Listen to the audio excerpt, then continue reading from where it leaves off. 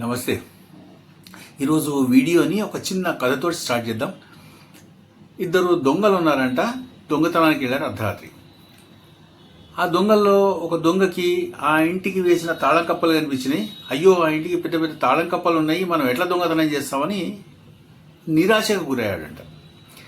రెండవ దొంగ వెంటనే అన్నాడంట, అదేంటి తాళాలు వేసి ఉన్నాయి కానీ చుట్టూతో ఉన్న స్క్రూలను గమనించు, వాటిని మనము విప్పేశామంటే లోపలికి ఎంత ఈజీగా వెళ్ళొచ్చు అని ఆ ఇబ్బందికర పరిస్థితుల్లో కూడా ఒక ఆశాకిరణం లాంటిదని అతను ఫైండ్ అవుట్ చేశాడు.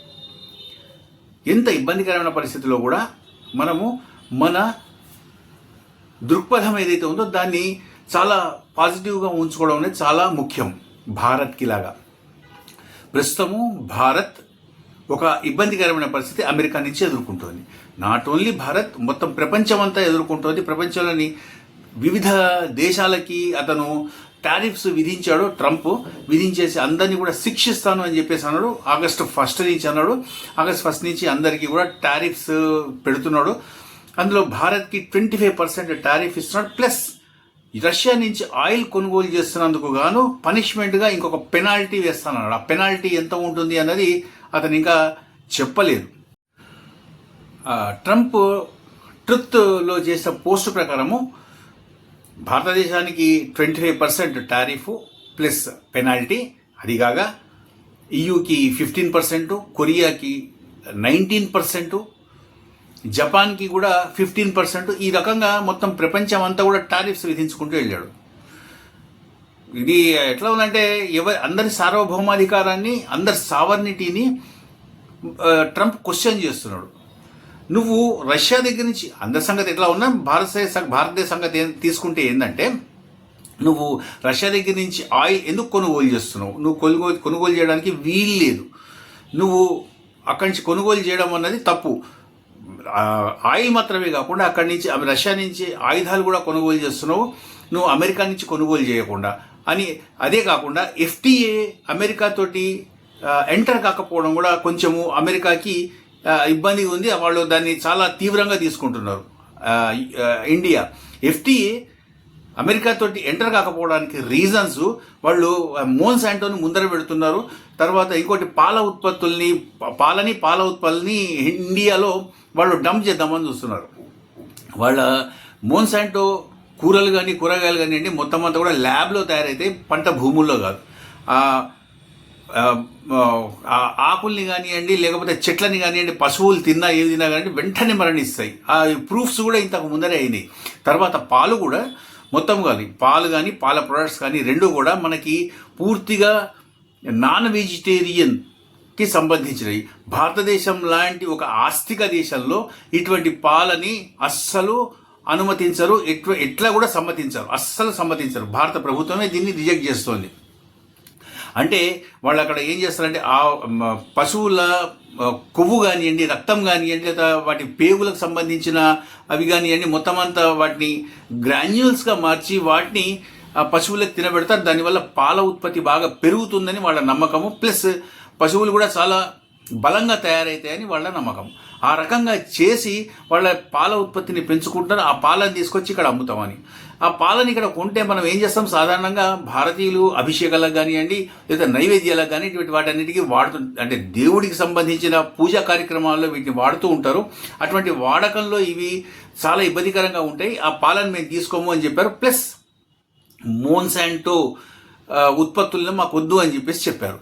ఇదే కాకుండా వాళ్ళ వ్యవసాయ ఇతర ఉత్పత్తులు ఏవైతే ఉన్నాయో వాటిని కూడా భారతదేశంలో అమ్మాలని చూస్తున్నారు. వ్యవసాయ ఇతర ఉత్పత్తులు అంటే అబౌట్ మనకి తెలిసిన సాధారణమైన భాషలో చెప్పుకోవాలంటే ట్రాక్టర్ కానివ్వండి, నాగలి కానివ్వండి, ఇతరత్రా ఏవైతే ఉంటాయో అవన్నీ కానివ్వండి. కానీ అమెరికా తయారు చేసే ఈ ఉత్పత్తులు ఏవైతే ఉన్నాయో చాలా నాసిరకమైనవి. భారత్ కన్నా చాలా చాలా ఇక్కడ భారత భూమికి అవి అస్సలు మాత్రం సరిపడవు. ఎగ్జాంపుల్కి 2014 వరకు కూడా వాళ్ళ దగ్గర నుంచి మనము ఆయుధాలు అవి తీసుకునేవాళ్ళము. F-35 యూకే తీసుకుంది. అది యూకే ఒకసారి వాళ్ళ షిప్లోంచి ఎగిరి కొంచెం దూరం వచ్చేటప్పటికి కేరళ దగ్గర కొంచెం కూలిపోయింది. దాన్ని తీసుకొచ్చి కేరళలో ల్యాండ్ చేస్తారు. నిన్నగాక మొన్ననే అది అక్కడి నుంచి వాళ్ళ ఇంజనీర్లు వచ్చి దాదాపు నెల 15 రోజుల తర్వాత మాత్రమే ఇక్కడి నుంచి తీసుకెళ్ళగలిగారు. అది మనం అందరము చూస్తూనే ఉన్నాం. అటువంటి ఉత్పత్తులే వ్యవసాయ ఉత్పత్తులు కూడా. F-35 లాంటి విమానాలు మనం తీసుకోవట్లేదన్న కోపం కూడా వాళ్ళ దగ్గర ఉంది. పాడైపోయిన విమానాలు మనకెందుకు? ఇంకొకటి, రష్యాతోటి గొడవ పెట్టుకోమని నువ్వెవరు చెప్పడానికి? నా ఇష్టము, నేను ఎవరితోటన్నా ఉంటాను, ఎవరితోటన్నా వెళ్తాను. నువ్వు మాత్రము భారత్కి ప్రథమ శత్రువు అయిన పాకిస్తాన్ తోటి కావాల్సిన అగ్రిమెంట్స్ అన్నీ చేసుకుంటూ దాంతో కలిసి బిజినెస్ చేస్తావు పాకిస్తాన్ తోటి. దానికి భారత్ ఎటువంటి అభ్యంతరం తెలుపకూడదు, కానీ భారత్ మాత్రము నీకు కొంచెం ఏదో ఇబ్బందికరం అని చెప్పేసి అనుకుంటున్నావు. రష్యా దగ్గర నుంచి వెళ్ళి ఆయుధాలు తెచ్చుకోవడమో లేకపోతే అక్కడి నుంచి పెట్రోల్ తీసుకోవడమో చేస్తే మాత్రము నీకు కోపం వస్తుందా? ఇది ఎంతవరకు సమంజసం? ఇటువంటివన్నీ క్వశ్చన్ చేస్తోంది భారత్ అన్నది వాళ్ళకి కంటగింపుగా ఉంది. భారత్ కానివ్వండి, మన బ్రెజిల్ కానివ్వండి, చైనా కానివ్వండి, ఇవన్నీ అమెరికాకి లొంగట్లేదు. ముఖ్యంగా భారత్ని ట్రంప్ తన చాలా మిత్రదేశము, హిందూయిజం అంటే ఎంతో ఇష్టము, ఈ రకంగా ఇండియా అంటే నాకు ఎంతో ఇష్టము, ఈ రకంగా ఎన్నో స్టేట్మెంట్స్ ఇంతకు పూర్వము పోయిన దౌరాలో అతను ఇవ్వడం జరిగింది. అంత దౌరాలు అటువంటివి ఇచ్చిన తర్వాత కూడా ఇటువంటి అంటే ఇప్పుడు భారత్కి అమెరికాకి మధ్యలో ఏవైతే సంబంధాలు ఉన్నాయో వాటిని ఎంత సర్వనాశనం చేయాలో అంత సర్వనాశనం చేశాడు. ఇంతకు పూర్వం నుంచి ఎవరైతే ప్రెసిడెంట్స్ వాటిని మెల్లమెల్లగా నిర్మించుకుంటూ వచ్చారో వాటిని అన్నింటినీ ఒకటేసారి పేకమేడలాగా కూల్చేశాడు. ఇతను మహా ఉంటే ఇంకో 3.5 సంవత్సరాల కన్నా ఎక్కువ ఉంటాడు. ఆల్రెడీ 6 నెలలు అయింది, ఇంకొక 3.5 సంవత్సరాలు ఉంటాడు. ఆ 3.5 సంవత్సరాల్లో ఏం చేస్తాడు? ఏమీ చేసేది లేదు. ఆ తర్వాత వచ్చే ప్రెసిడెంట్ ఎవరైతే ఉంటాడో అతనికి మాత్రం బహు కష్టంగా ఉంటుంది.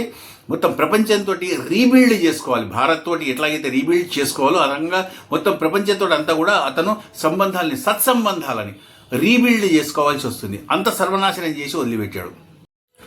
ఇక్కడ చూడండి, యుఎస్ఏ ఇప్పుడు 25% టారిఫ్ ప్లస్ పెనాల్టీ భారత్ మీద అయితే ఇస్తుందో, ఎగ్జాంపుల్కి ఊరికే ఫర్ ఎగ్జాంపుల్ మనము ఆ పెనాల్టీని 10% అనుకుందాం కాసేపు, అది తీసి పక్కన పెడదాం.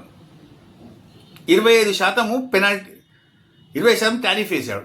25 టారిఫ్ వేస్తే ఇప్పుడు ఒక పర్టిక్యులర్ వస్తువు తీసుకెళ్ళి అమెరికాలో అమ్ముతున్నాము, దాని మీద ఆల్రెడీ 15%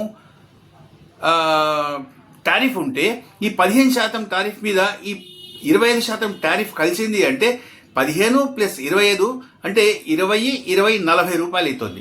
40 రూపాయలు ప్లస్ మనం పెనాల్టీ 10% అనుకున్నాం కదా, అదో 10 రూపాయలు వేసుకుందాం అంటే 50% అవుతుంది.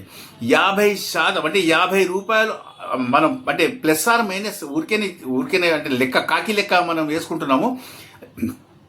50% ఒక పర్టికులర్ వస్తువు మీద 50% పెరిగింది అంటే ఆ వస్తువు అక్కడ అమ్మడం ఎంత కష్టము. ఇక్కడ ఉన్న వ్యాపారులు కానివ్వండి, ఎక్స్పోర్టర్స్ కానివ్వండి, తర్వాత ఇక్కడ ఉండే ఉత్పత్తిదారులు కానివ్వండి, వాళ్ళకి ఎంత ఇబ్బందులు పడతారు. ఇది ఒక రకంగా ఇట్లా ఉండగా, రెండవది అక్కడ ఉన్న సాఫ్ట్వేర్ కంపెనీస్ అన్నింటినీ కూడా బెదిరించి వదిలిపెట్టాడు. గూగుల్ను, మైక్రోసాఫ్ట్ ఆల్రెడీ కొంతమంది ఇండియన్స్ తీసేసాయని చెప్పేసి మనకి వార్తలు కూడా వచ్చినాయి. ఈ వీడియో స్టార్టింగ్లో మనము నిరాశావాదానికి ఆశావాదానికి సంబంధించిన ఒక కథ చెప్పుకున్నాము. ఆ కథ ప్రకారము ఇంత నిరాశలో ఉన్నటువంటి సిచ్యువేషన్లో కూడా ఇప్పుడు యాక్చువల్గా చైనాని ఇండియా దాటుతోంది. ఇది ఫోన్స్ విషయంగా ఒక అడుగు ముందరికేస్తుంది. మనకి ఈయూకి కానివ్వండి, లేకపోతే మిడిల్ ఈస్ట్కి కానివ్వండి, అమెరికాకి కానివ్వండి, మొత్తం ఫోన్స్ అన్ని కూడా మేడ్ ఇన్ ఇండియా ఫోన్స్ మాత్రమే సప్లై చేస్తున్నాం. ఈ రకంగా చైనాని మనం ముందంజలో ఉంటున్నాం అనమాట. ఇటువంటి పరిస్థితుల్లో భారత్ మీద ఇటువంటి టారిఫ్ వేయడం అనేది చాలా ఇబ్బందికరమైన విషయం భారత్కి సంబంధించినంత వరకు. ఇక్కడ మనం నిరాశావాదానికి ఆశావాదానికి సంబంధించిన కథ చెప్పుకున్నాం కదా, దాని ప్రకారము ఇప్పుడు ఇండియన్ సాఫ్ట్వేర్ ప్రొఫెషనల్స్ కానివ్వండి, లేకపోతే ఈ రకంగా టారిఫ్స్ పెనాల్టీస్ ఇండియా మీద వేయడం కానివ్వండి, ఇవన్నీ చేయడం వల్ల దీని లోపల నుంచి కూడా మనకి ఒక అద్భుతమైన అవకాశం కనిపిస్తోంది. మనము ఇంతవరకు డిపెండెన్సీ ఒక రకంగా అమెరికా మీద డిపెండెంట్గా ఉన్నాం అనమాట. డిపెండ్ అయిపోయి ఉన్నాం. ఇప్పుడు మనకి కొత్త దారులు దొరుకుతాయి. ఇప్పుడు ఇంత దాదాపు 40%, 50% వరకు అక్కడ రేట్లు పెరుగుతున్నప్పుడు మనం ఏం చేస్తామంటే వేరే మార్కెట్లని వెతకడం మొదలు పెడతాం. మంచి మంచి మార్కెట్లు బోల్డ్నే ఆ మార్కెట్లలోకి వెళ్ళగలుగుతాం. ఒకటి. రెండవది, ప్రొఫెషనల్స్ మొత్తం అందరూ కూడా భారత్కి తిరిగి వస్తారు. కొంతమంది వేరే వేరే దేశాలలో వాళ్ళ అవకాశాలను వెతుక్కున్నా కానీ మెజారిటీ శాతం అంతా కూడా భారతదేశానికి తిరిగి వస్తారు. ఇక్కడ మేక్ ఇన్ ఇండియా ఉధృతంగా నడుస్తుంది ప్రస్తుతం. మేక్ ఇన్ ఇండియా టైంలో వాళ్ళందరూ ఇక్కడికి వస్తే ఇక్కడ కొత్త కొత్త ఉత్పత్తులని మనము సాఫ్ట్వేర్కి సంబంధించినవే లేకపోతే ఎంటర్టైన్మెంట్కి సంబంధించిన యాప్సే తీసుకుందాము. మనకి ఇప్పుడు నెట్ఫ్లిక్స్ కానివ్వండి, లేకపోతే ఫేస్బుక్ కానివ్వండి, ఇటువంటివి కానివ్వండి, ఇంకా ఇన్స్టాగ్రామ్ లాంటివి కానివ్వండి, రకరకాల యాప్స్ని మనము ఇక్కడ అద్భుతంగా డెవలప్ చేసుకోగలుగుతాం.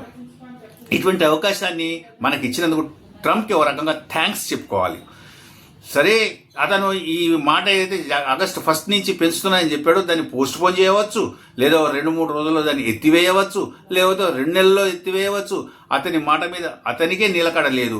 మొత్తం ప్రపంచం అంతా అతన్ని ఫాలో కమ్మని అంటాడు. ఏ రకంగా ఇది సాధ్యం?